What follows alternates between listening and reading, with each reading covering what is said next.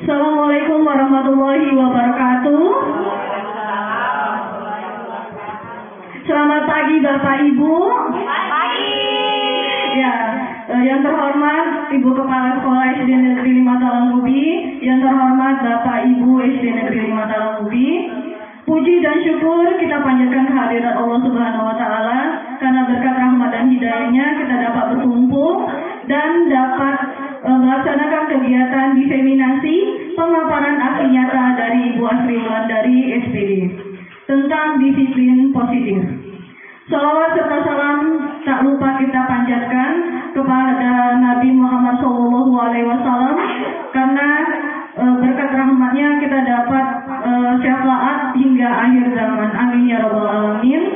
Baik Bapak Ibu, ada beberapa rangkaian kegiatan kita hari ini.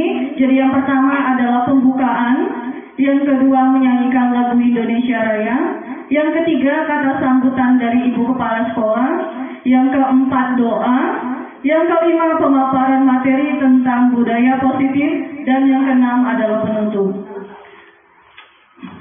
Baiklah Bapak Ibu, marilah kita buka kegiatan hari ini dengan bacaan basmalah.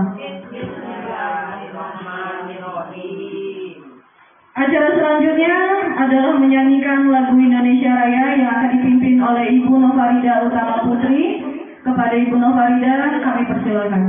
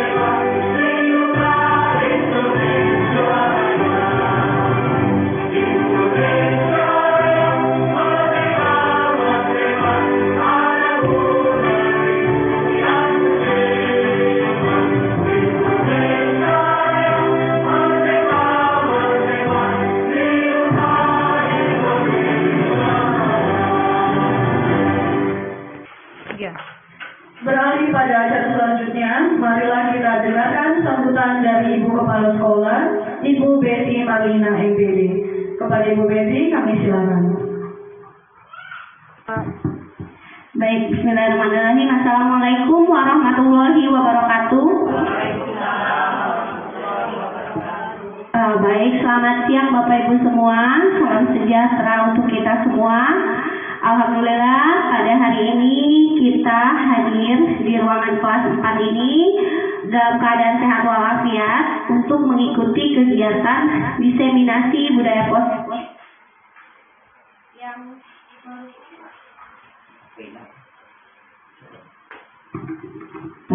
yang merupakan bagian dari salah satu tugas dari guru di sekolah kita Ibu Asri Wulandari dalam pelaksanaan nyata modul 1.4 Bapak Ibu ya. Nah, jadi kegiatan hari ini kita sama-sama menarik ataupun mengambil manfaat intisari paparan yang akan disampaikan oleh Bu Wulan mengenai apa itu budaya positif Bapak Ibu ya. Jadi budaya positif itu banyak sekali nanti jenisnya. Nanti dijelaskan sama Bu Wulan apa itu budaya positif, bagaimana penerapannya di kelas ya, kemudian aksi-aksi ataupun praktik-praktik dari budaya positif yang bisa Bapak Ibu duplikasi di kelas ya. Nah, harapannya dari kegiatan hari ini mengenai budaya positif ini, diseminasi ini, Bapak Ibu bisa mengambil manfaatnya. ilmu-ilmu ataupun informasi yang akan disampaikan oleh Bu Ulan mengenai budaya positif. Nah, di sana nanti Bapak Ibu bisa tanyakan apa saja, misalkan Bapak Ibu ingin tanya lebih detail, ini pelaksanaannya bagaimana, lalu ini tips dan trik supaya budaya positif itu bisa terlaksana dengan baik di sekolah itu bagaimana. Nah, silakan nanti Bapak Ibu tanyakan ke Bu Ulan ya. Kita sama-sama belajar, nanti bisa Bapak Ibu terapkan di kelas masing-masing. Banyak sekali manfaat memahami budaya positif ini Bapak Ibu ya. Ini bisa kita terapkan di lingkungan kelas, sekolah, bahkan di rumah nantinya ya. Nah, itu adalah salah satu bentuk perubahan yang dilakukan dalam transformasi pendidikan di sekolah kita. Ya, silakan Bapak Ibu ikuti dengan seksama apa yang akan disampaikan oleh Bu Astri Wulandari. Ikuti dengan perasaan gembira ya. Kemudian kalau ada yang ingin ditanyakan boleh nanti disampaikan kepada Bu Astri Wulandari. Oke, itu saja yang bisa saya sampaikan. Semoga kegiatannya berlangsung dengan lancar. Saya tutup. Wabillahi taufiq wal hidayah. Wassalamualaikum warahmatullahi wabarakatuh. Acara selanjutnya adalah doa. Doa yang akan dipimpin oleh Bapak Amir Hamzah SPD SD. Kepada Bapak Amir kami silakan.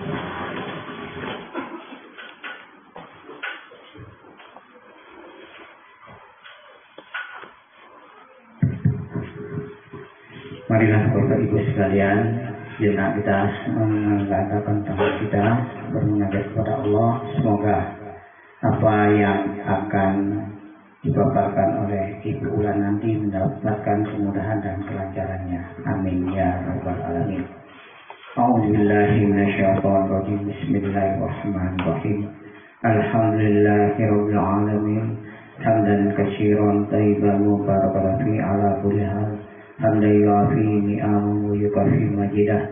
Ya Rabbana lakal hamdu kama yanbaghi li jalali wajhika azimi kami sultanik.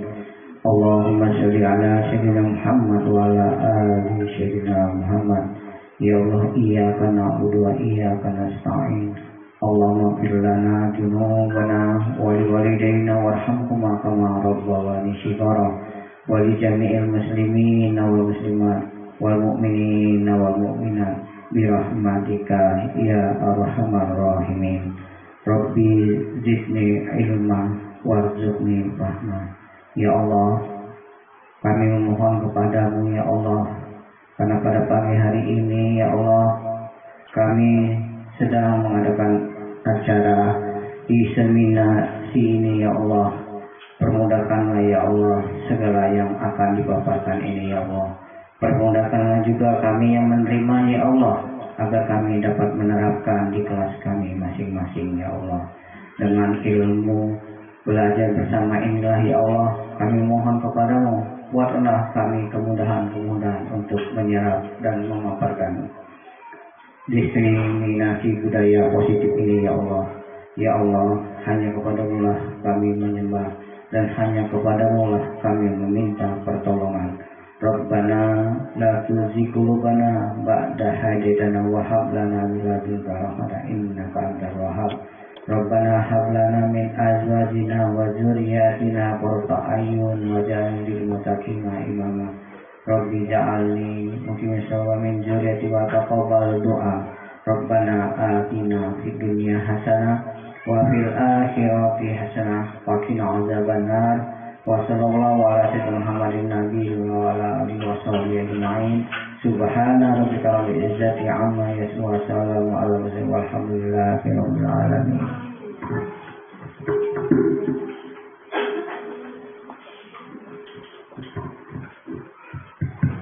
Baiklah, acara selanjutnya adalah pemaparan materi tentang budaya positif yang akan dipaparkan oleh Ibu Astri Wulandari SPD SD. Pada Ibu Astri Wulandari kami persilakan.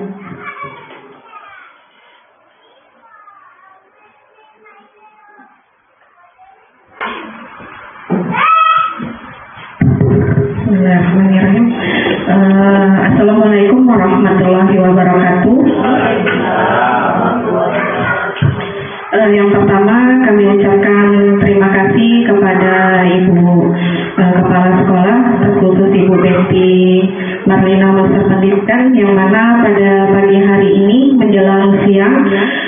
kita dapat berkumpul untuk melaksanakan materi pemaparan materi tentang budaya positif pada hari ini.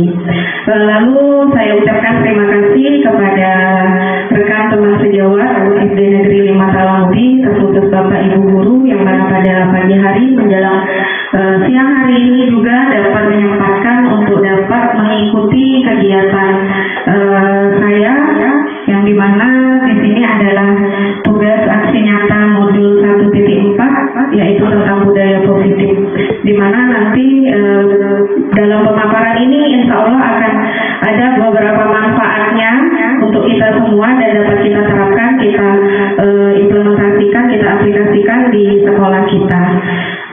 Baik Bapak Ibu, kita mulai di kegiatan awal. Ada gambar emotion tersenyum. Saya mau Bapak Ibu berdiri dan saling berhadapan. Tidak apa-apa ya Bapak ya, dan Ibu Nova ya. Ya. Supaya aura positif hari ini keluar auranya. Mungkin yang kemarin lelah, capek dan letih, banyak kegiatan Bapak Ibu ya. Semoga hari ini senyumnya sangat ikhlas. Senyumnya sangat ikhlas ya keluar Bapak Ibu yang selama 30 detik saja. Boleh berhadapan? Ya, mulai. Senyum yang ikhlas Bapak Ibu ya. Terima kasih. Ya, mudah-mudahan ketawa senyum. Baik Bapak Ibu. Senyum ya. Ya, boleh. Terima kasih Bapak Ibu. Boleh duduk kembali.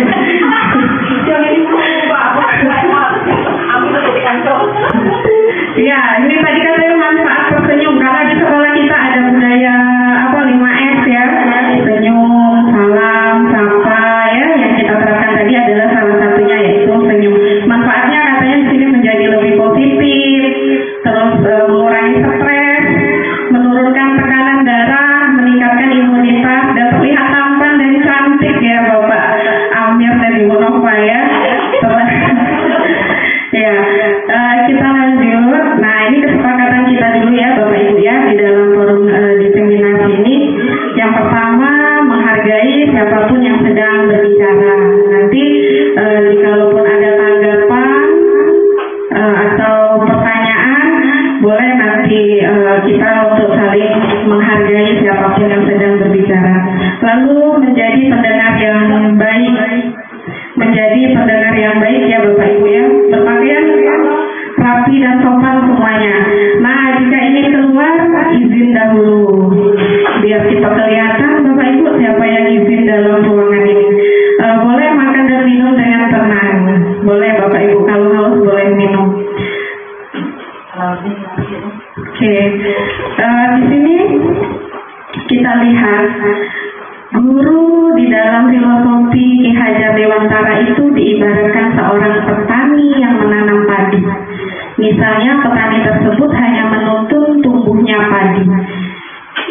Ia dapat memperbaiki kondisi tanah, memelihara tanaman pada padi tersebut dan dengan memberi pupuk, menyirami, membasmi hama yang mengganggu tumbuh kembangnya padi tersebut. Maksudnya seperti ini Bapak Ibu. Dalam filosofi ini, kita sebagai guru itu sebaiknya menuntun anak, bukan menuntut, seperti layaknya seorang petani tersebut.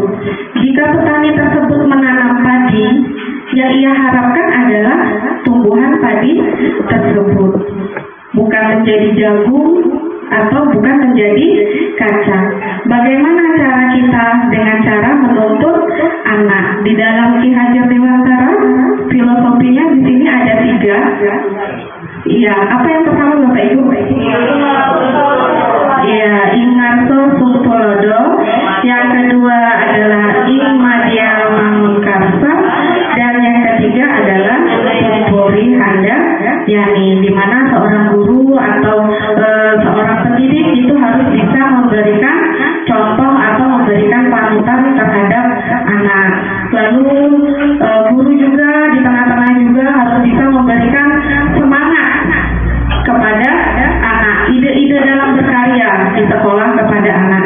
Lalu Tuturi Handayani juga di situ kita menjadi seorang pendorong untuk mereka supaya mereka dapat berani bergerak, berani berkarya. Seperti itu Bapak Ibu ya.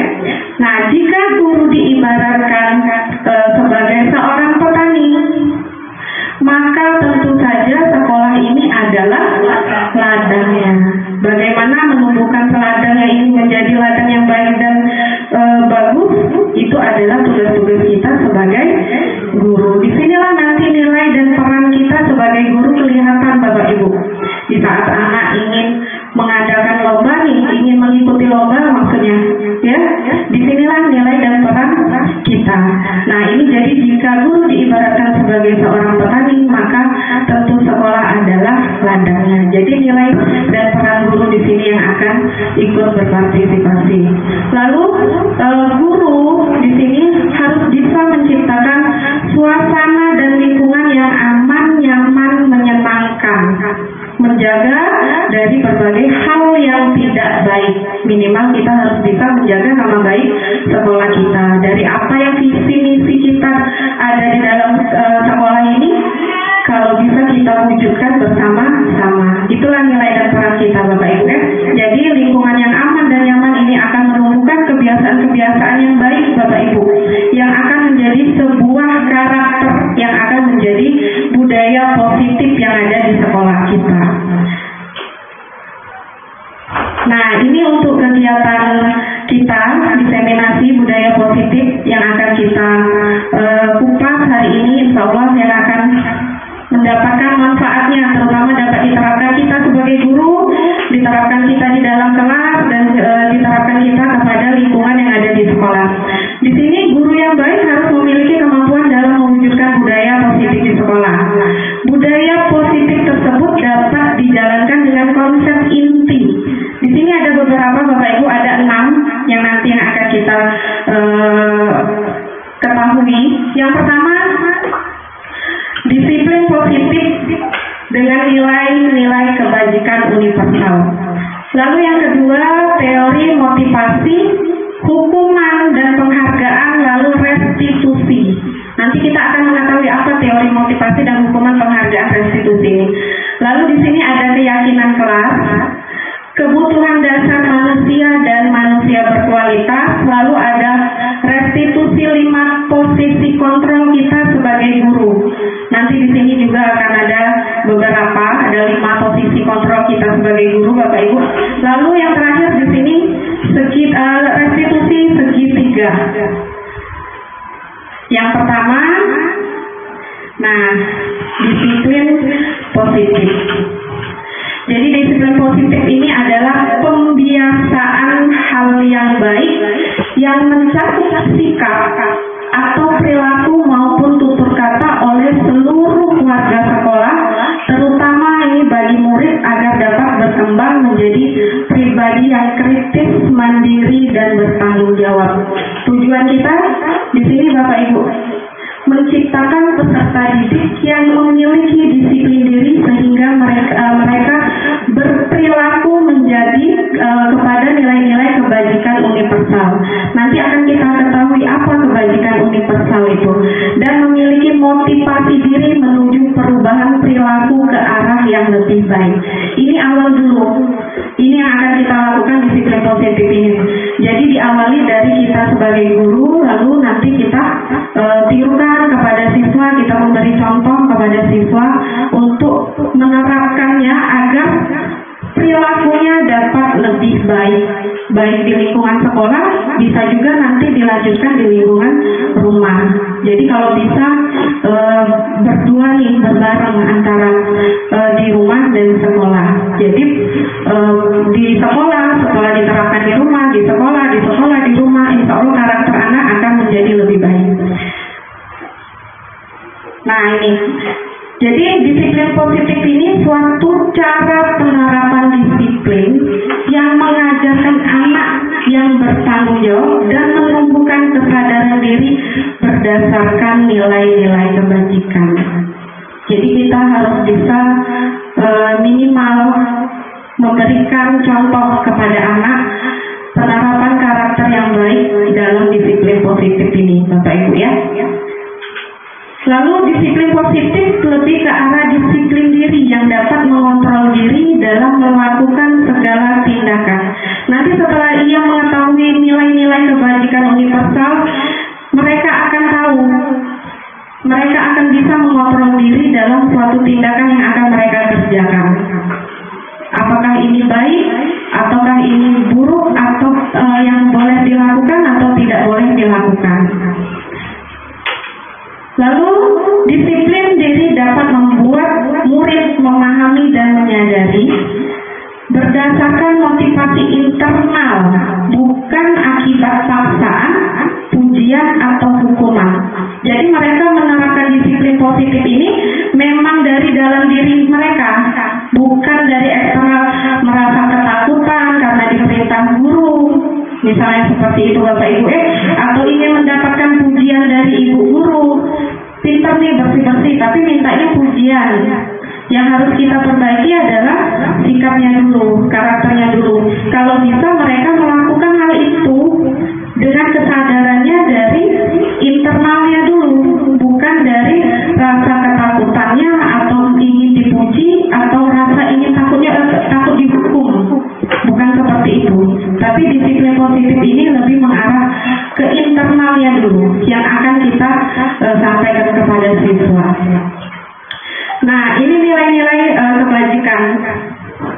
Jadi, nilai kebajikan ini adalah sifat positif manusia yang merupakan tujuan mulia yang ingin dicapai setiap individu.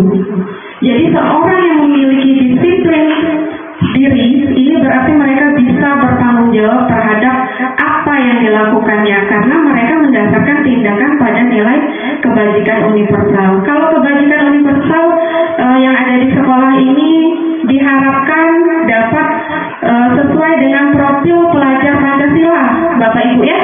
Jadi kalau di profil pelajar Pancasila ini ada berapa Bapak Ibu? Yang pertama, anak ini diharapkan dapat beriman, bertakwa kepada Tuhan Yang Maha Esa. Lalu yang kedua, iya, mandiri. Lalu bernalar, kritis, kreatif, bergotong royong, dan berkebinekaan global. Tujuan kita supaya menciptakan anak-anak yang memiliki disiplin sehingga mereka bisa berperilaku dengan mengacu pada nilai-nilai kebajikan universal yang mereka miliki, yang memiliki motivasi intrinsik bukan ekstrinsik. Jadi motivasi intrinsik ini mereka lakukan dari dalam diri mereka sendiri, bukan dari rasa ketakutan, paksaan atau hukuman. Seperti itu Bapak Ibu ya. Nah ini lanjut ya ke teori motivasi, hukuman, dan penghargaan restitusi. Tadi sudah saya beritahukan bahwa teori motivasi itu tadi ada yang intrinsik dan ada yang ekstrinsik. Diharapkan siswa itu berdasarkan dari dalam dirinya, yaitu motivasi intrinsik bukan eksternal. Di sini kalau kita lihat menurut Dian Gorsen dalam bukunya School Discipline ada 3 motivasi perilaku manusia. Yang pertama ini untuk menghindari ketidaknyamanan atau hukuman. Ini masih arahnya ke motivasi eksternal. Biasanya pertanyaannya yang dialami mereka itu, yang mereka pikirkan itu adalah apa yang akan terjadi apabila saya tidak melakukannya. Berarti dia ada kayak merasa tekanan, paksaan, ya, bukan dari dalam dirinya. Yang kedua, untuk mendapatkan imbalan dari orang lain. Biasanya ini minta pujian, Bapak Ibu ya. Ini yang timbul nih pertanyaannya, apa yang akan saya dapatkan apabila saya melakukannya? Artinya dia melakukan hal ini karena masih ingin mendapatkan motivasi eksternal. Yang diharapkan itu adalah motivasi internal ini Bapak Ibu. Ini tujuan disiplin positif kita, untuk menghargai diri sendiri. Biasanya yang timbul dalam pikirannya itu, saya akan menjadi orang yang seperti apa apabila saya melakukannya. Ini yang diharapkan Bapak Ibu di dalam tujuan disiplin positif ini. Jadi motivasi yang keluar itu adalah motivasi internal, bukan motivasi eksternal. Ini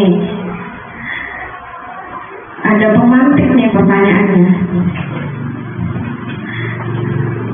Bila di sekolah Anda tidak ada peraturan yang mengharuskan guru datang tepat waktu dan tidak ada surat teguran bagi guru yang datang terlambat dan tidak ada atasan juga yang memuji Anda, apakah Anda akan tetap datang tepat waktu untuk mengajar murid-murid Anda di sekolah?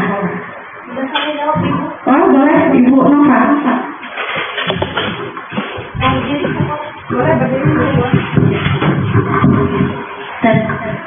Izin mencoba menjawab ya Ibu Asri.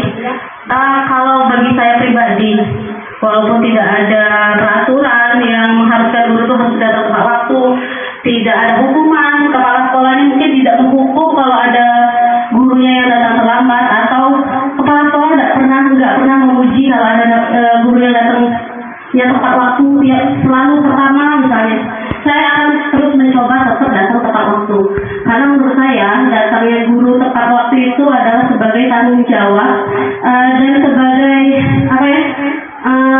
sebagai bentuk pengabdian saya terhadap anak didik sama dunia pendidikan. Menurut saya itu saja Ibu. Terima kasih. Baik, terima kasih Ibu Nova, tanggapan yang sangat baik ya Bapak Ibu. Jadi meskipun di sekolah ini tidak ada peraturan, di sekolah ini juga tidak ada teguran untuk guru yang datang terlambat Bapak Ibu ya, terus tidak ada juga Ibu Kepala Sekolah yang memuji Bapak Ibu guru datang ke sekolah, apa yang Bapak Ibu guru lakukan dalam disiplin positif ini? Betul yang dikatakan dengan Ibu Nova tadi, suatu bentuk tanggung jawab. Artinya keprofesionalan kita sebagai guru, ya, di mana kita tidak perlu pujian, tidak perlu rasa ketakutan, karena itu timbulnya dari dalam diri kita, motivasi internal kita, bukan karena takut nanti dimarahi Ibu Kepala Sekolah atau takut nanti sama Ibu samping kelas kiri kanannya, tetapi inilah bentuk pengabdian dan keprofesionalan kita, tanggung jawab kita terhadap lingkungan di sekolah, seperti itu. Betul sekali Ibu Nova ya. Nah ini, jadi komitmen untuk datang tepat waktu itu bukan hanya soal disiplin pribadi, tetapi juga mencerminkan tanggung jawab dan profesional dalam menjalankan tugas kita sebagai pendidik. Jadi datang tepat waktu ini adalah bentuk penghormatan terhadap waktu dan kesempatan yang dimiliki.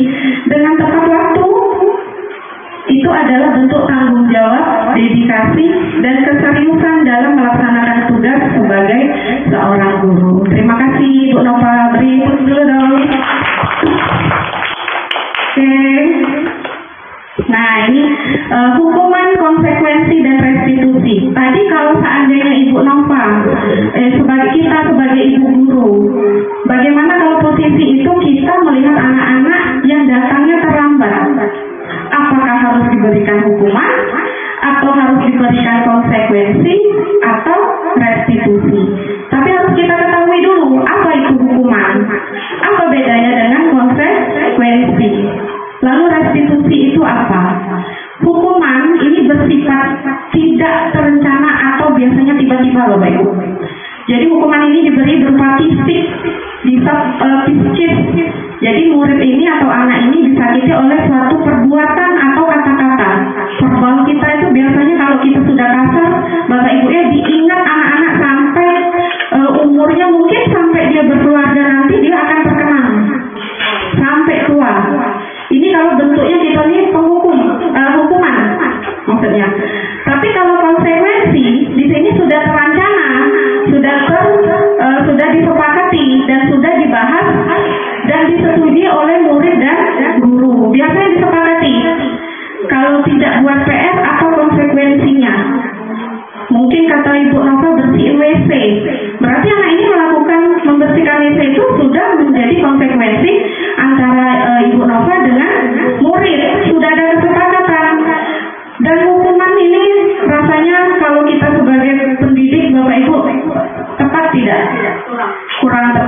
ya. Biasanya hukuman ini membuat anak ini menjadi sakit secara psikis, ya, terus fisiknya juga seperti itu.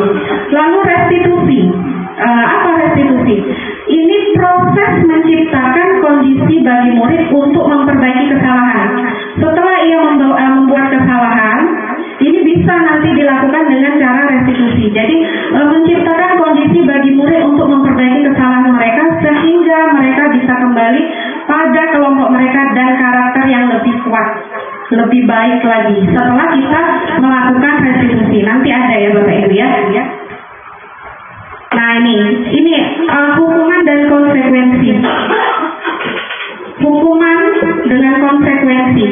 Bedanya seperti ini Bapak Ibu. Kalau hukuman itu sesuatu yang menyakitkan harus terjadi. Kalau konsekuensi sesuatu harus terjadi. Kalau yang sebelahnya nih ya, hukuman membuat anak jadi sakit fisik maupun hati. Ini jangkanya waktunya itu cukup lama. Ya, jadi kita sebagai pendidik kalau bisa hindarilah yang hukuman. Lebih baik kita memberikan konsekuensi karena kita ada kesepakatan dengan anak di dalam kelas. Nanti bisa Bapak Ibu terapkan di dalam kelas. Kalau konsekuensi membuat anak merasa tidak nyaman tapi dalam jangka pendek waktunya. Kalau hukuman dalam waktu jangka panjang. Kalau dia hukuman dia benci dengan kedisiplinan. Tapi kalau dia konsekuensi dia akan lebih menghargai disiplin dari nilai-nilai kebajikan tadi Bapak Ibu ya. Kalau hukuman sifatnya paksaan, konsekuensi ini lebih ke menanggapi ya Bapak Ibu. Nah ini. Kalau hukuman marah, rasa bersalah, dipermalukan, merasa tidak dihargai mereka. Tapi kalau dia konsekuensi, dia akan kehilangan hak, dibuat tidak nyaman, diasingkan untuk sementara karena jangkanya pendek. Tapi kalau hukuman dia akan merasa tersakitinya bisa dalam jangka waktu yang cukup panjang. Bahkan biasanya kita ingat-ingat di masa SD sampai sekarang juga Ibu Ulan terkadang masih ingat beberapa yang pernah menyakiti mungkin perasaan kan seperti itu. Pasti ada kita kenangan ya. Nah untuk sekarang sudah dapat pemaparan materi seperti ini, insya Allah kita sudah tahu kalau bisa kita terapkan di dalam kelas Bapak Ibu ya, seperti itu. Nah, ada beberapa Bapak Ibu. Silakan pilih menurut Bapak Ibu. Tadi kita sudah tahu hukuman tadi ciri-cirinya seperti apa, konsekuensinya juga seperti apa. Menurut Bapak Ibu nih, membersihkan tumpahan air di meja tulis karena tersenggol pada saat belajar, ini hukuman atau konsekuensi Bapak Ibu? Iya, karena anak tidak merasa tersakiti, bukan kita yang harus menghukum karena anak melakukan hal tersebut ya Bapak Ibu. Terus kehilangan 10 menit jam istirahat untuk mengerjakan tugas karena terlambat datang dan tertinggal pelajaran selama 10 menit. Iya, konsekuensi. Meskipun ia kehilangan 10 menit dalam jam istirahat untuk mengerjakan tugas karena terlambat datang, tertinggal pelajaran selama 10 menit dirinya tadi, itu sudah konsekuensinya ya. Terus berjemur di lapangan basket pukul 12 siang lagi karena mengobrol dengan teman. Iya, betul Bapak Ibu. Ini hukuman. Dan yang terakhir ini membersihkan coretan yang dibuat di meja tulis. Iya, konsekuensi. Ini jawabannya Bapak Ibu ya. Betul. Jadi yang pertama konsekuensi, yang kedua konsekuensi, yang ketiga berjemur tadi di lapangan, itu hukuman Bapak Ibu ya. Terus membersihkan coretan yang dibuatnya di meja tulis juga konsekuensi. Lanjut Bapak Ibu. Lanjut. Nah ini, saat kita berulang kali menjanjikan hadiah kepada anak-anak agar berperilaku bertanggung jawab, atau kepada seorang murid agar mempelajari sesuatu yang baru, tindakan ini memberikan penghargaan yang nilainya sama dengan menghukum seseorang. Jadi dihukum oleh penghargaan Bapak Ibu. Di sini kita lihat bahwa penghargaan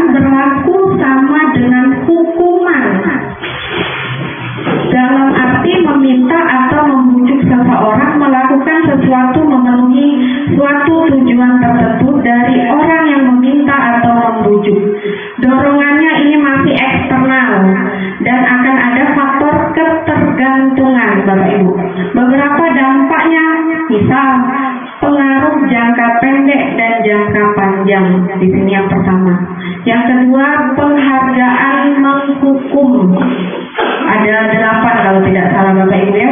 Lalu penghargaan mengurangi ketepatan. Lalu penghargaan tidak efektif di sini Bapak Ibu. Penghargaan merusak hubungan. Inilah dampaknya kalau kita dihukum oleh penghargaan. Lalu penghargaan juga menurunkan kualitas. Penghargaan mematikan kreativitas. Penghargaan mengurangi motivasi intrinsik. Ada 8 Bapak Ibu. Nah, dalam memberikan apresiasi itu perlu diingat beberapa hal. Nah, maksudnya seperti ini Bapak Ibu ya. Jadi kalau tadi kita dihukum oleh penghargaan, daripada kita memberikan penghargaan kepada anak, inilah yang akan kita terima. Pengaruh jangka pendek tadi, penghargaan hukuman tadi, penghargaan mengurangi ketepatan, penghargaan tidak efektif Bapak Ibu dan yang terakhir ini tadi penghargaan itu mengurangi motivasi intrinsik. Alangkah lebih baiknya jika kita bentuknya itu dalam apresiasi. Jadi dalam memberikan apresiasi atau pengakuan itu perlu diberikan beberapa hal. Yang pertama, berikan pengakuan itu secara khusus. Lalu berikan pengakuan juga secara pribadi. Berikan pengakuan kepada semua murid bergantian.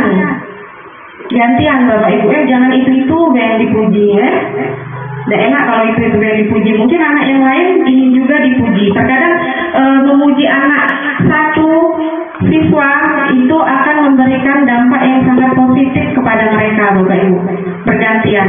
Lalu berikan pengakuan ini secara konsisten dan fokus pada proses. Nah, lalu yang terakhir tadi di bagian itu tadi ya ada restitusi.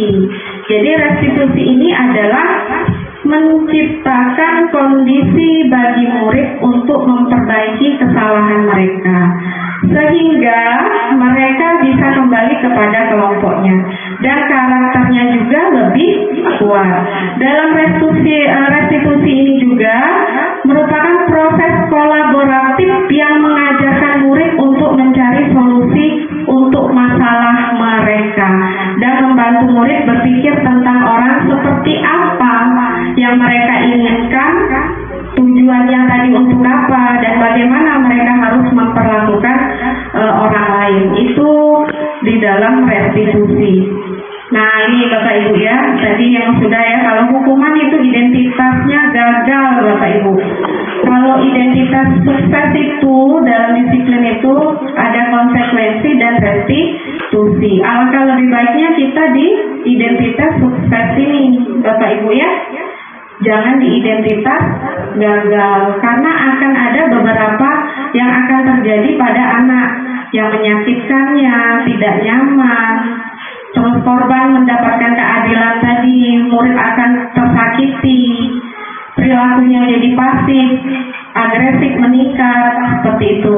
Nah, kalau disiplinnya melalui identitas sukses, di sini ada konsekuensi. Kalau konsekuensi ini sudah kita sepakati antara guru dengan siswa, mereka sudah tahu di saat melanggar akan mendapatkan apa dalam bentuk konsekuensi. Nanti di saat pelanggaran ini kita bisa menerapkan restitusi ini Bapak Ibu. Nilai-nilai kebajikan apa yang sudah kita ingat di saat menyepakati di dalam konsekuensi ini tadi. Seperti itu Bapak Ibu ya. Lanjut Bapak Ibu ya. Keyakinan kelas. Keyakinan kelas ini merupakan kesepakatan kelas yang diyakini bersama guru dan murid dengan harapan dapat meningkatkan kedisiplinan murid itu sendiri. Jadi kalau ingin membuat keyakinan kelas Bapak Ibu harus sepakat dulu antara guru dengan siswanya. Ya, kemarin murid saya bertanya, Bu, kami ada kesepakatan sama ibu guru bahasa Inggris. Betul, jadi guru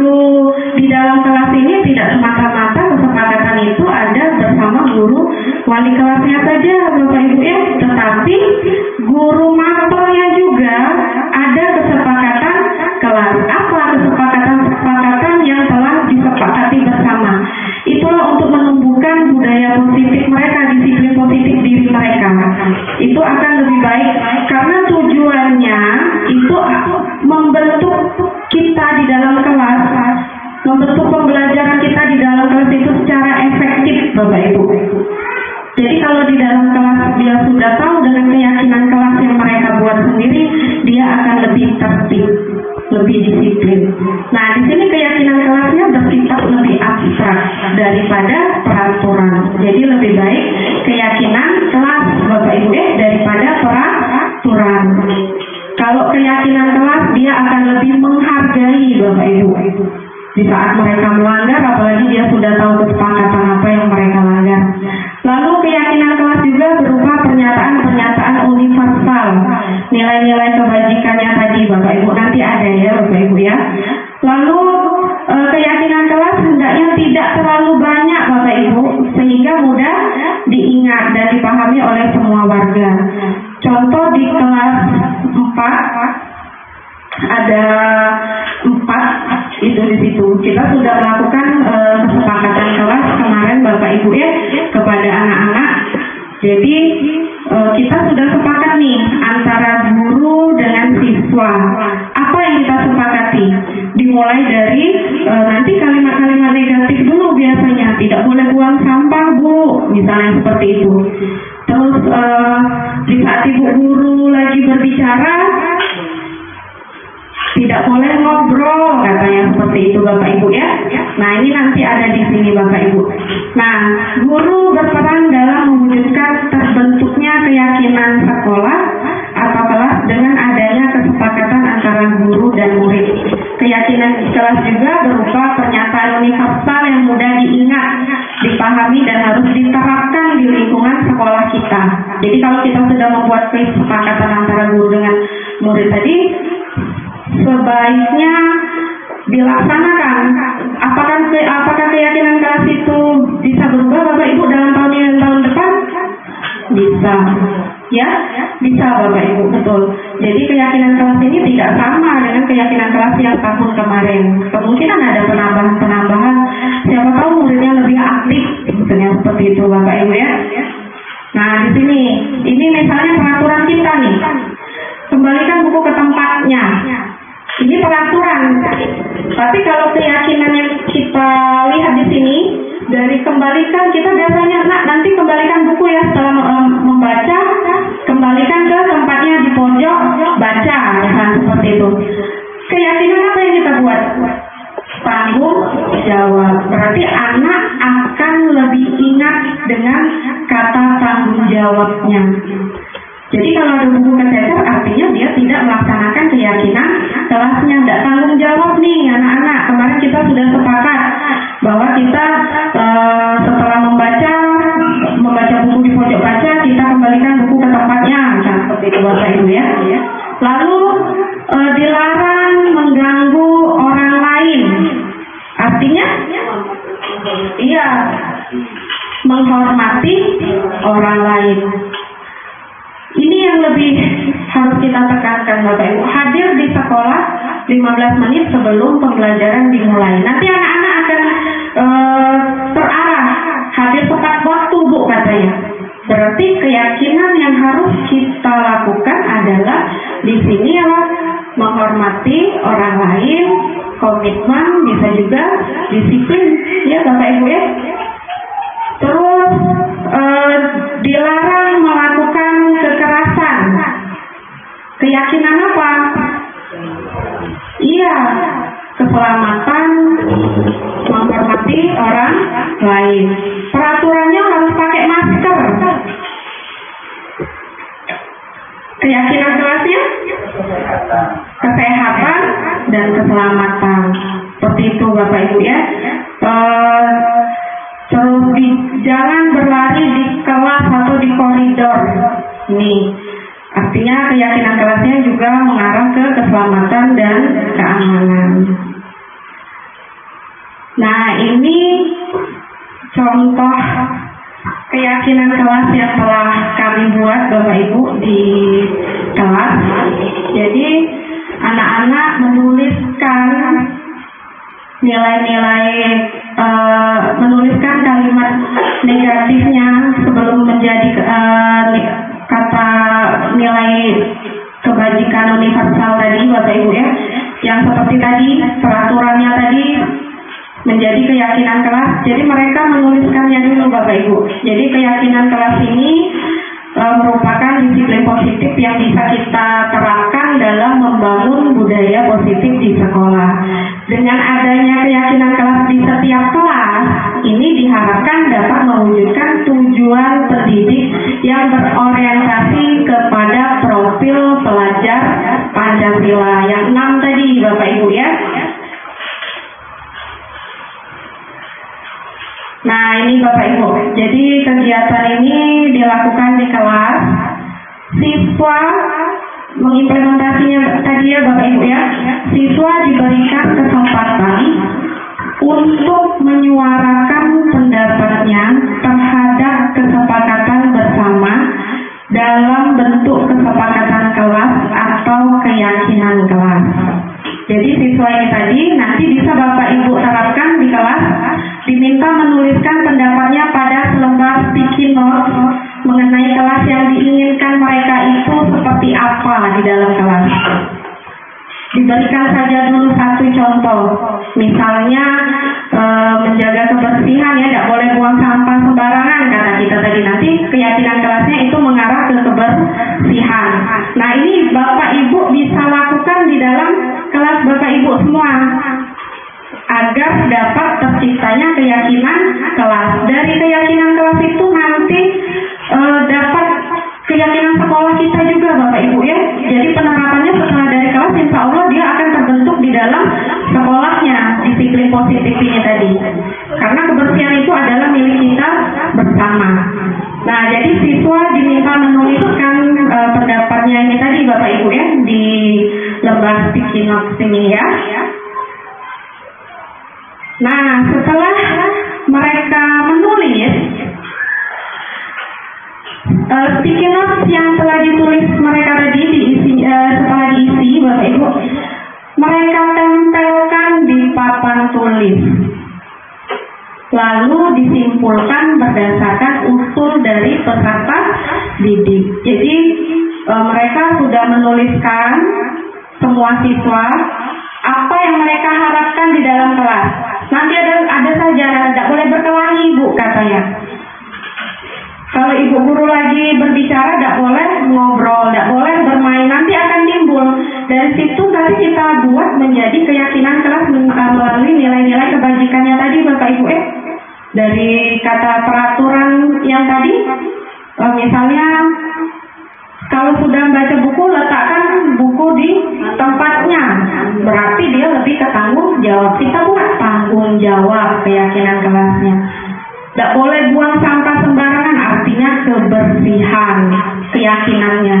Jadi kalau mereka melanggar, mereka akan tahu disiplin positif mereka tuh apa yang mereka langgar. Seperti itu Bapak Ibu ya. Nah ini tadinya semuanya menempel. Setelah itu kita pilah Bapak Ibu. Kita pilah yang sama. Dibuat saja Bapak Ibu ya, jadi 2 papan tulis ini tadi. Ini nilai-nilai atau peraturan yang mereka buat sendiri. Nanti di sebelahnya keyakinan kelas yang memang sudah kita sepakati bersama. Seperti itu Bapak Ibu ya.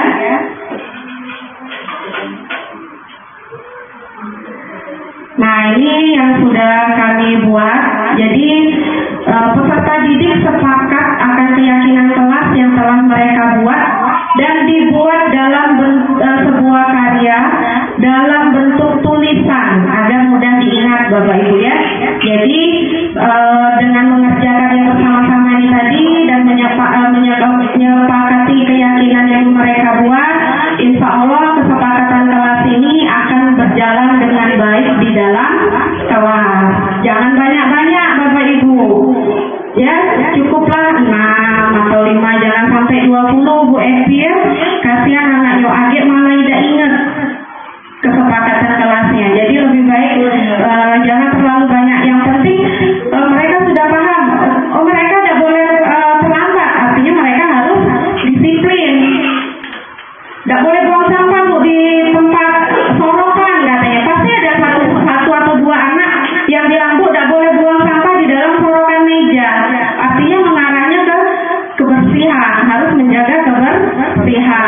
Nah, kalau ibu guru lagi ngomong atau kawannya lagi berdiskusi di depan memaparkan apa, misalnya seperti itu, dia harus saling menghargai dan menghormati teman yang sedang berbicara, apalagi ibu gurunya. Terus menjaga ketertiban ini kalau bisa dari kelas dulu Bapak Ibu, agar di luar dari kelas mereka sudah tertib. Misal contoh di saat mereka upacara, bagaimana bagusnya mereka tertib? Bisa saja tertibnya juga di dalam ulangan. Kalau di ulangan boleh tidak mencontek Bapak Ibu? Tidak boleh. Berarti dia juga harus tertib di dalam ulangan itu juga, karena di dalam ulangan itu ada peraturan kita di dalam kelas ya, apalagi ujian ya Bapak Ibu ya. Terus anak-anak biasa kalau sering berkelahi, saling mengejek. Tidak boleh saling mengejek Bu. Terapkan saja anti bullying. Berarti di dalam kelas ini tidak boleh saling mengejek, anti bullying. Jadi dari ke-6 ini insya Allah mereka akan dapat melaksanakannya sendiri dan mengingatnya. Nanti Bapak Ibu boleh melakukannya di dalam kelas ya Bapak Ibu. Nanti ditempelkan di kelas kesepakatan apa saja yang ingin dilaksanakan antara Ibu dengan guru. Nah, ini beberapa dokumentasinya Bapak Ibu ya. Beberapa dokumentasi anak tadi.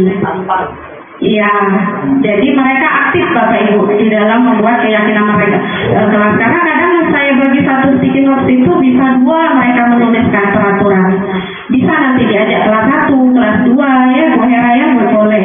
Bisa, jadi setiap kelas insya Allah berjalan dengan lancar setelah kegiatan ini Bapak Ibu ya, bisa diterapkan. Lalu kebutuhan dasar manusia. Kebutuhan dasar manusia ini ketika seorang murid melakukan suatu perbuatan yang bertentangan dengan nilai-nilai kebajikan atau melanggar peraturan, sebenarnya hal itu dikarenakan mereka ini adalah gagal memenuhi kebutuhan dasar mereka. Mengapa dibilang begitu? Karena kebutuhan dasar manusia ini ada 5 Bapak Ibu. Ingin bertahan hidup, ingin mendapatkan kasih sayang dan rasa diterima, ingin dipedulikan, maksudnya Bapak Ibu ya. Terkadang anak tuh butuh perhatian kata kita Bu ya. Terus ada juga penghargaan, kebebasan, kesenangan. Jadi kebutuhan dasar manusia ini ada 5 Bapak Ibu. Ingin bertahan hidup, ingin mendapatkan kasih sayang dan rasa diterima, ingin mendapatkan penghargaan, ingin mendapatkan kebebasan ya Ibu, dan ingin mendapatkan kesenangan. Katanya pasti ada enak bermain, humoris, antusias dan tertawa ya Ibu. Nah, ini ada tadi kasus saya buat di sini Ibu Herawati. Jadi Ibu Herawati ini guru wali kelas 2 di SD Negeri 5 Talangubi. Sedang bingung nih menghadapi ulah salah satu murid di kelasnya, namanya Doni. Beberapa anak di kelas 2A telah datang padanya dan mengeluhkan Doni ini sering sekali meminta bekal makan siang mereka dengan paksa. Jadi Doni ini sedikit memaksa kepada teman-temannya untuk mendapatkan makan siang ya Bapak Ibu ya. Jika Anda menghadapi situasi seperti Ibu Herawati, apa yang Anda lakukan? Menurut Anda kira-kira apa alasan Doni melakukan itu? Bisa saja di kebutuhan dasar tadi Bapak Ibu. Kurangnya di mana Doni ini? Kurang makan, kurang jajan, atau ingin bertahan hidup, ya, ada kemungkinan. Tapi Ibu Herawati ini bingung kan, ngarahnya ini mau kemana? Apa lapar kata Bu Hera kan ya? Nah, ada kemungkinannya. Pemikiran Ibu Hera ini tadi ada pemikirannya. Jika Doni merasa lapar dan tidak memiliki bekal makan siang, tindakannya mungkin merupakan upaya untuk memenuhi kebutuhan dasar bertahan hidup. Ini yang pertama, seperti makanan. Ngaku dia minta tadi seperti itu Bapak Ibu ya. Lalu bisa juga alasannya mungkin kata Ibu Mardiana, mungkin Doni ini merasa senang saat temannya memberikan perhatian atau mengikuti permintaannya, yang mencerminkan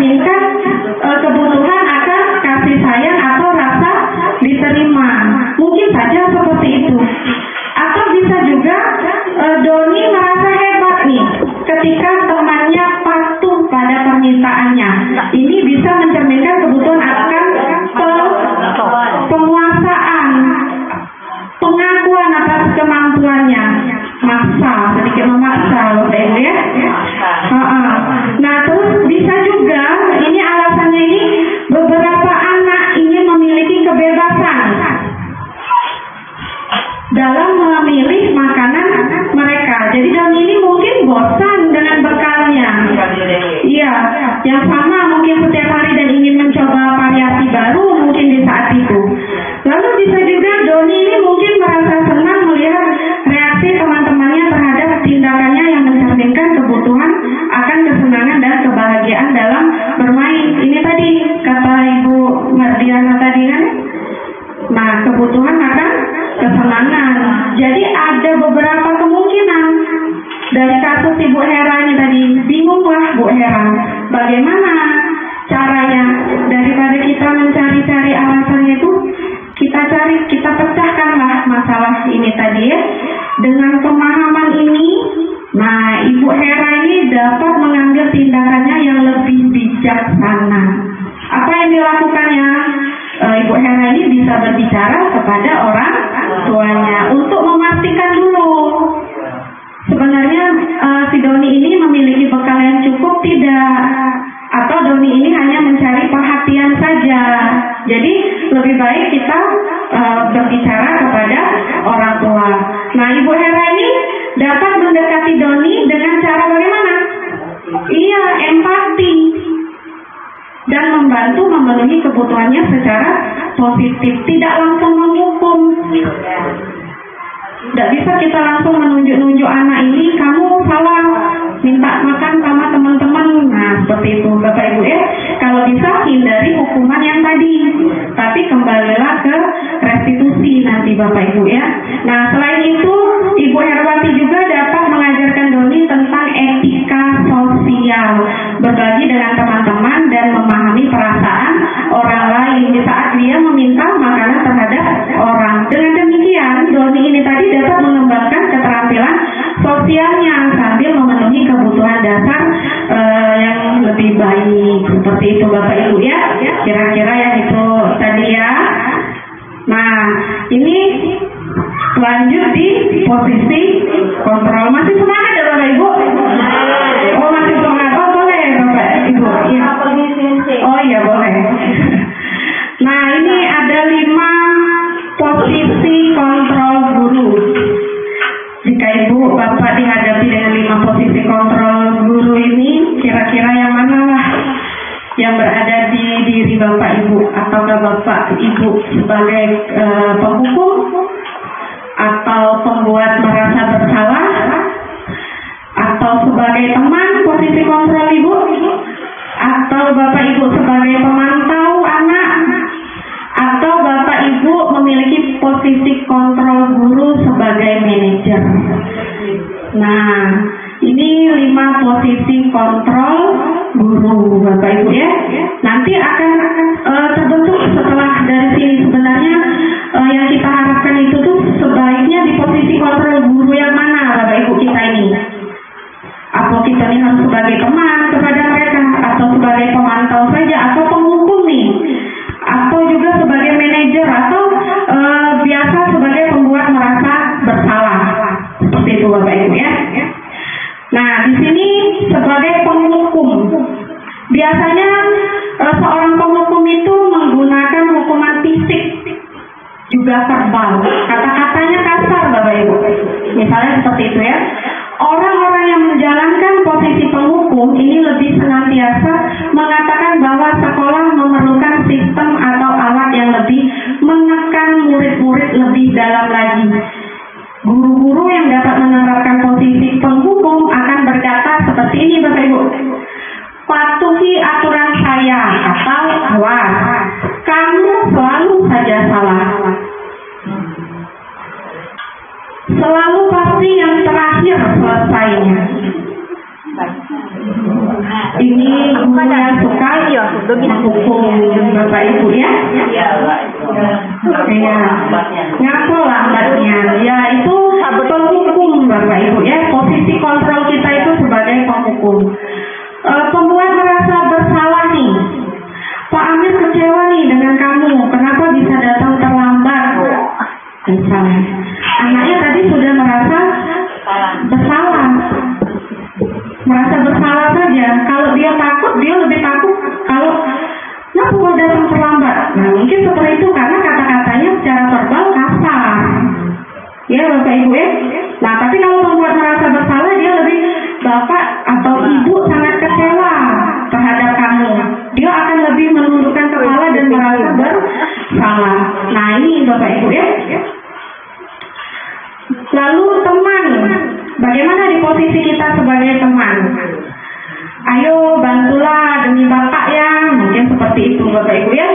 Yang sudah berkali-kali nih, tidak apa-apa, nanti bapak bantu bereskan. Nah ini biasanya seorang guru posisi kontrol sebagai teman ini, dia tidak menyakiti murid, namun tetap berupaya mengontrol murid melalui pendekatan persuasif. Jadi posisi teman pada guru ini bisa berdampak negatif atau bisa juga berdampak positif kalau posisi kontrol kita sebagai teman. Jadi dari posisi kontrol teman ini, bila suatu saat guru tersebut tidak membantu, maka murid akan kecewa. Dan dia akan berkata seperti ini, saya pikir bapak adalah teman saya. Katanya seperti itu. Karena kita selalu menganggapnya sebagai, diri kita diposisikan sebagai teman terhadap mereka. Nah, bagaimana dengan pemantau? Biasanya guru sebagai pemantau ini kalimatnya seperti ini. Peraturannya apa? Apa yang telah kamu lakukan? Atau sanksi atau konsekuensinya apa? Itu biasanya sebagai pemantau, melihat pergerakan anak misalnya di dalam kelas, karakternya tidak bagus, biasanya Bapak Ibu gurunya ini sebagai pemantau, karena sifatnya di sini mengawasi Bapak Ibu ya. Lalu sebagai manajer, nah apa posisi guru sebagai manajer? Posisi di mana guru berbuat suatu bersama dengan murid, mempersilahkan murid, mempertanggungjawabkan perilakunya, mendukung murid agar dapat menemukan solusi atas permasalahannya sendiri. Nah, di sini penekanannya bukan pada kemampuan membuat konsekuensi, namun dapat berkolaborasi bersama dengan murid bagaimana memperbaiki kesalahan yang ada. Seorang manajer di sini biasanya kata-katanya, apa yang kita yakini? Apakah kamu meyakininya? Jika kamu meyakininya, apakah kamu bersedia memperbaikinya? Jika kamu memperbaiki hal ini akan menunjukkan apa untuk dirimu? Nah, itu biasanya posisi kontrolnya sebagai seorang manajer, Bapak Ibu ya. Nah, ini Bapak Ibu. Biasa kalau penghukum itu tadi, dia menghardik dan menunjuk-nunjuk, menyakiti, bisa menyindir. Kalau pembuat orang merasa bersalah ini, biasanya gurunya berceramah dan mengatakan seharusnya bu kecewa. Kalau dia sebagai teman ini membuatkan alasan-alasan untuk murid. Kalau pemantau ini menghitung dan mengukur, Bapak Ibu ya. Kalau dia sebagai manajer ini mengajukan pertanyaan-pertanyaan supaya dapat suatu solusi jika ada suatu permasalahan, misalnya seperti itu Bapak Ibu ya. Nah, di sini identitas gagalnya ini menghindari hukuman. Identitas berhasilnya di sini mengharapkan imbalan atau ketergantungan pada orang lain, dan identitas berhasil pada menghargai ini di sini menghargai diri sendiri. Nah, ini Bapak Ibu ya. Nah, dari posisi kontrol restitusi, dari yang 5 tadi Bapak Ibu, sebaiknya kita di mana Bapak Ibu? Iya, sebagai manajer. Karena guru dapat berbuat sesuatu bersama murid, mempersilahkan murid untuk mempertanggungjawabkan dan murid mendukung murid agar dapat menemukan solusi. Jadi lebih baik di 5 posisi kontrol tadi kita sebagai manajer. Seperti itu Bapak Ibu ya, karena kalau sebagai manajer kita merasa menjadi seorang pemimpin yang dapat memberikan solusi terhadap anak didik kita. Seperti itu Bapak Ibu ya. Oke, ini segitiga restitusi. Segitiga restitusi. Apa sih segitiga restitusi? Kemarin saya sudah mencoba mengimplementasikan di sekolah, menerapkannya kepada siswa saya di sekolah. Bapak Ibu nanti bisa setelah ini, setelah dapat ilmu ini, nanti Bapak Ibu terapkan segitiga restitusi ini kepada anak yang mempunyai masalah mungkin di dalam kelas, Bapak Ibu ya. Jadi menghindari apa tadi? Hukuman. Kalau bisa menghindari apa tadi Bapak Ibu? Hukuman ya. Kalau bisa kita mencoba di konsekuensi saja ya, atau di restitusinya kalau memang perlu diberikan solusi. Segitiga restitusi adalah suatu proses dialog yang dijalankan guru atau orang tua agar dapat menghasilkan murid yang mandiri dan bertanggung jawab. Jadi segitiga restitusi ini membantu murid memiliki tujuan, disiplin positif, memperbaiki dirinya dari berbuat kesalahan. Jadi restitusi ini bukan menghukum kesalahan, namun untuk belajar dari kesalahan.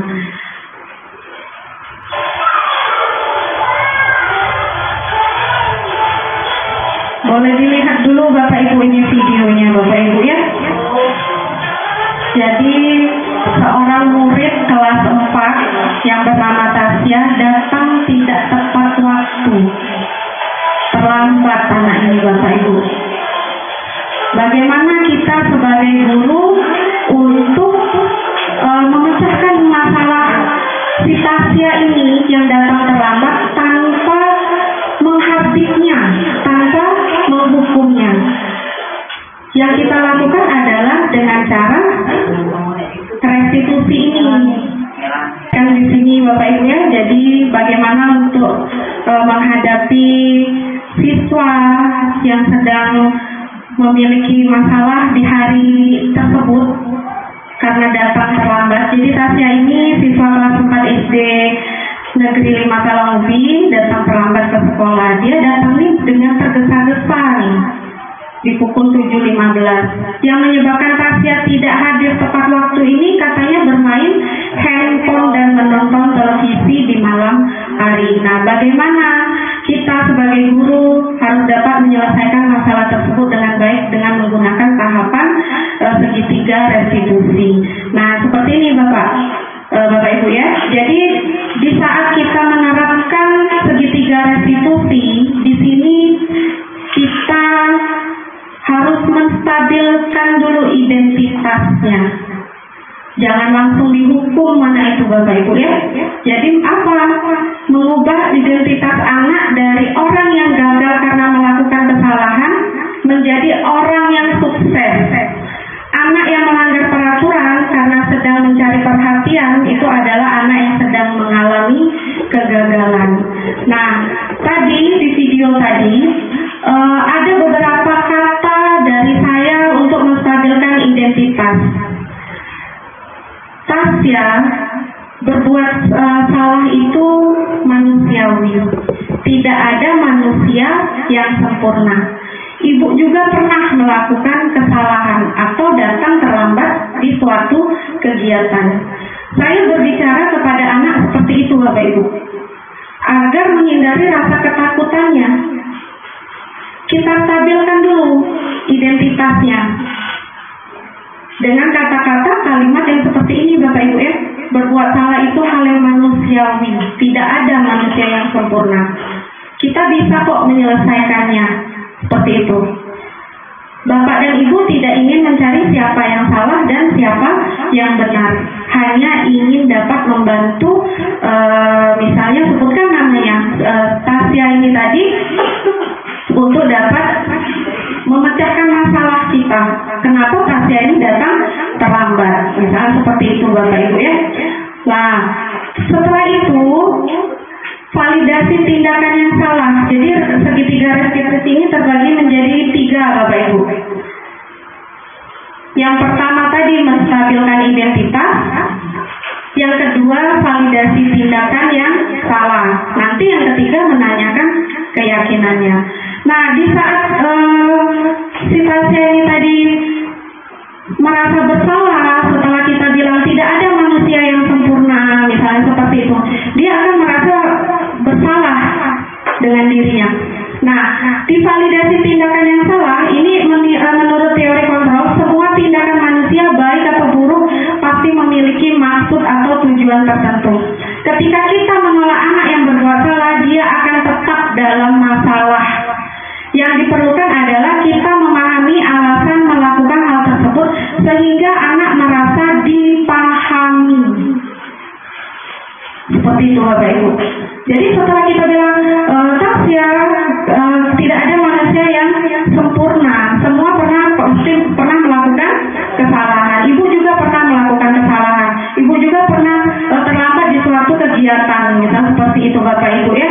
Nah, tapi di sini Ibu tidak ingin mencari siapa yang benar dan siapa yang salah. Ibu hanya ingin membantu Tasya untuk mencarikan solusinya agar Tasya tidak datang terlambat. Nah, setelah anak tadi kita tanya, apa alasannya datang terlambat tadi?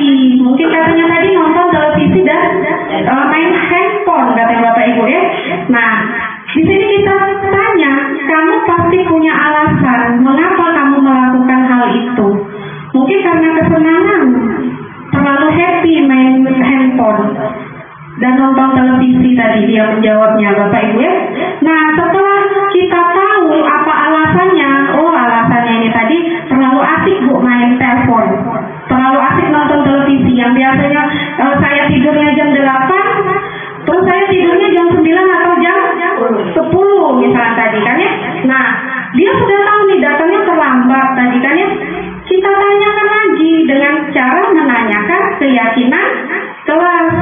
Nah, kita tanya dulu, Tasya, misalnya masih ingatkah dengan keyakinan kelas yang telah kita sepakati? Kembali lagi ke keyakinan kelas yang tadi. Kalau kasusnya dia terlambat, artinya dia ke bagian disiplin Bapak Ibu ya. Kalau misalnya kasusnya ini berantak di kelas, artinya dia tidak tanggung jawab. Kembalikan lagi dengan menanyakan keyakinan kelas yang telah disepakati. Kita tanyakan, apa nilai yang telah kita percayai di sekolah ini? Nilai-nilai apa yang telah kita sepakati? Nanti dia akan berbicara tentang kesepakatan. Ingat tuh, 6 kesepakatan kelas yang telah kita buat tadi. Disiplin Bu, katanya. Terus menjaga kebersihan Bu, disebutnya. Nah, Tasya melanggar yang mana? Nanti dia akan lebih tahu, dia akan bertanggung jawab. Saya tidak disiplin. Lebih baik seperti itu Bapak Ibu ya, daripada kita menjadi seorang penghukum atau yang teman tadi. Seperti itu Bapak Ibu. Jadi posisi kontrol kita tadi sudah tepat bahwa kita sebaiknya sebagai manajer. Seperti itu Bapak Ibu ya. Nah, penting menanyakan ke anak tentang kehidupan ke depan yang dia inginkan. Ketika mereka sudah menemukan gambaran masa depannya, guru dapat membantu mereka untuk tetap fokus pada gambarannya. Jadi melalui segitiga restitusi, kita dapat mewujudkan mereka menjadi murid yang merdeka. Mereka mampu menyelesaikan masalah dengan motivasi internalnya tadi, bukan dari eksternalnya. Jadi mereka akan lebih bertanggung jawab dengan pilihannya. Seperti itu Bapak Ibu. Jadi tadi ada berapa Bapak Ibu konsep inti kita di dalam disiplin positif tadi Bapak Ibu? Yang pertama disiplin dan nilai kebajikan. Setelah itu motivasi, penghukum, dan restitusi. Ya, lalu keyakinan kelas Bapak Ibu ya. 5 posisi kontrol guru dan segitiga restitusi. Nah, terima kasih Bapak Ibu. Semoga ini dapat bermanfaat dan menginspirasi. Jadi akhir kata, semoga hari ini bergerak dan mari menggerakkan. Boleh diterapkan di dalam kelas. Dan kita juga tahu bahwa diri kita ini sebaiknya di dalam posisi kontrol ini menjadi seorang manajer Bapak Ibu ya. Minta beberapa tanggapan Bapak Ibu, menurut Bapak Ibu setelah kegiatan ini selesai.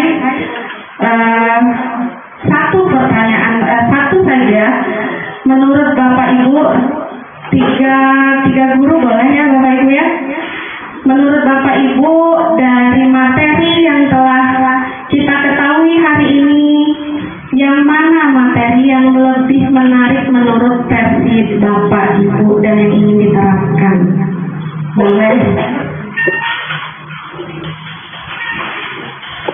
Oke, Bu Pirana.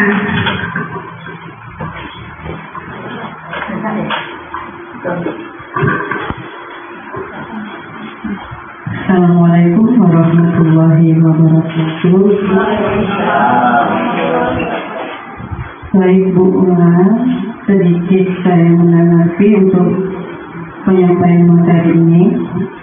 Hal yang menurut saya penting dengan menerapkan segitiga restitusi adalah kita dapat mewujudkan siswa menjadi siswa yang merdeka, siswa mampu menyelesaikan masalah dengan motivasi internal dan bertanggung jawab terhadap pilihannya. Itu saja Bulan. Terima kasih. Assalamualaikum warahmatullahi wabarakatuh. Terima kasih Bu Pirana, tanggapan yang sangat baik dalam materi pemaparan hari ini. Mungkin ada lagi Bapak Ibu yang ingin memberikan tanggapan terhadap materi kali ini. Mungkin apa sih menurut Bapak Ibu yang menarik untuk pemaparan materi kita pada diskriminasi budaya positif ini? Mungkin ada lagi Bapak Ibu? Oke, Bu Leni.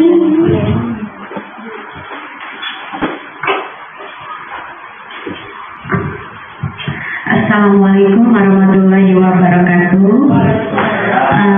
Terima kasih pada Ibu Asri Wulandari. Tanggapan saya yang paling penting dalam kegiatan ini, posisi mengontrol diri kita sebagai guru karena dapat menentukan kualitas pendidikan kita baik di sekolahan ini. Terus peran kita sebagai pengelola kelas itu sangat ditunggu anak, ya itu karena kita sebagai fasilitator pembelajaran.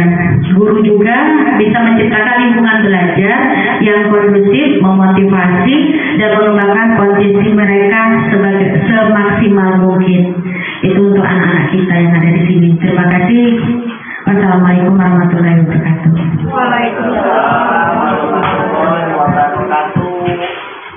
Ya, terima kasih Bu Leni tanggapannya.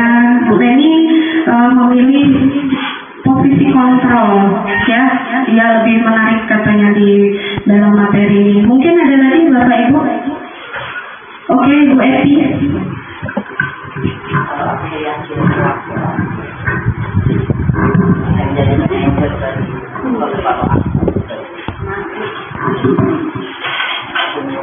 Assalamualaikum warahmatullahi wabarakatuh. Ya, terima kasih Bu Bulan atas kesempatannya. Menurut saya yang penting dalam penerapan disiplin positif ini adalah anak diajarkan untuk memahami konsekuensi dari perilaku mereka. Selain itu juga disiplin positif mengajarkan anak untuk bertanggung jawab serta rasa hormat dalam berinteraksi dengan lingkungannya dan bertujuan untuk menumbuhkan kesadaran serta memberdayakan anak untuk melakukan sesuatu tanpa sogokan, ancaman, ataupun hukuman. Baik, terima kasih. Mungkin itu saja untuk ulang tanggapan dari saya. Assalamualaikum warahmatullahi wabarakatuh.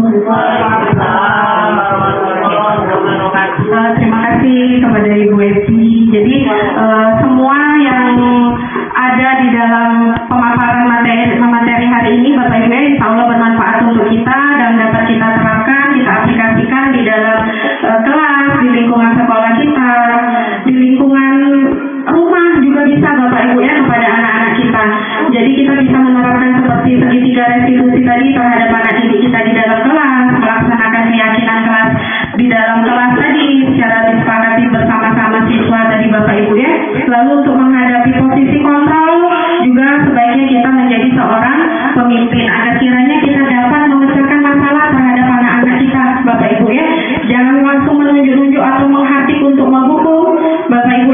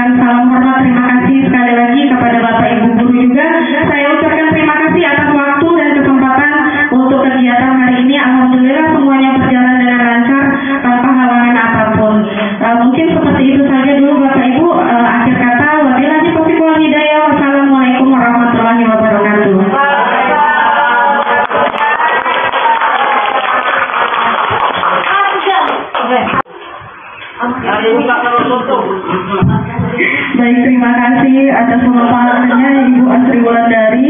Maka materi yang dapat saya simpulkan bahwa budaya positif di sekolah dapat menciptakan fondasi yang kuat untuk masa depan siswa, membantu mereka menghadapi tantangan hidup dengan sikap positif dan kemampuan yang mereka kembangkan selama masa sekolah. Luar biasa sekali ya Bapak Ibu. Marilah kita tutup kegiatan hari ini dengan bacaan hamdalah.